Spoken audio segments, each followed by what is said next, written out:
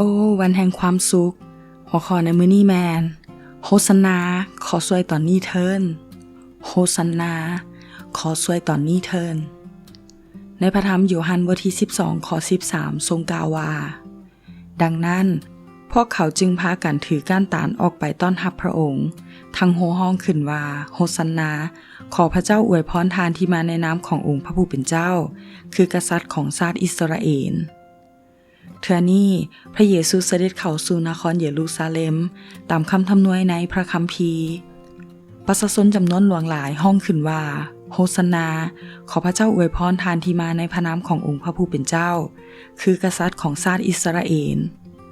พระเยซูเสด็จเข้าเมืองด้วยน้ำตาแห่งความสงสารประชาชนที่บ่มีบ่อนเพิงบ่มีผู้เลี้ยงและอยู่ภายใต้อำนาจแห่งความบาปและมารร้ายโฮสนาพระเยซูมาช่วยทันเวลา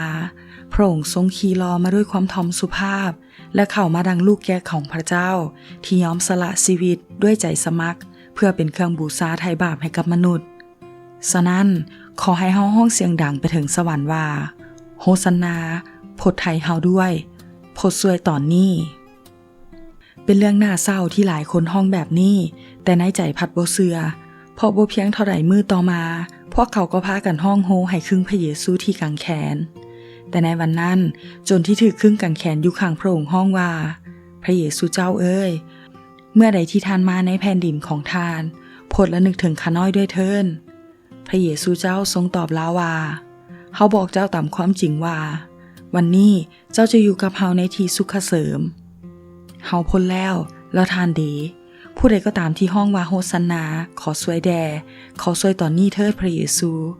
เพราะว่าทุกคนที่ห้องออกพระนามขององค์พระผู้เป็นเจ้าก็ใจมาด้วยในวันนั้นจะมีแต่เสียงโห่ร้องแห่งไสสนะและเสียงแห่งความยินดี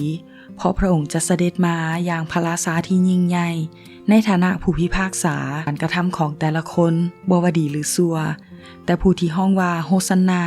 ขอช่วยให้รอดพ้นเถิดในตอนนี้และก่อนที่พระเยซูเสด็จมา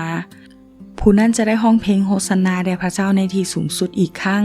ในนครเยรูซาเล็มใหม่คือในสวรรค์วันนี้เมื่อเฮาห้องว่าโฮสนาเฮาก็กำลังบอกพระเยซูให้ช่วยและให้ช่วยตอนนี้เพราะโฮสนาแปลว่าขอทรงช่วยให้พ้นขอช่วยตอนนี้เถิดในเพลงสรรเสริญบทที่118ข้อ25ถึง26ทรงกล่าวว่าข้าแต่พระเจ้ายาเวห์ขอทรงโปรดช่วยข้าน้อยให้พ้นเถิดข้าแต่พระเจ้ายาเวห์โปรดประทานความสำเร็จให้แก่พวกข้าน้อยแด่ท่อน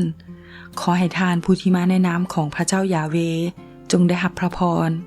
ข้าน้อยทั้งหลายอวยพรทานจากวิหารของพระเจ้ายาเวห์ขอพระเจ้าอวยพร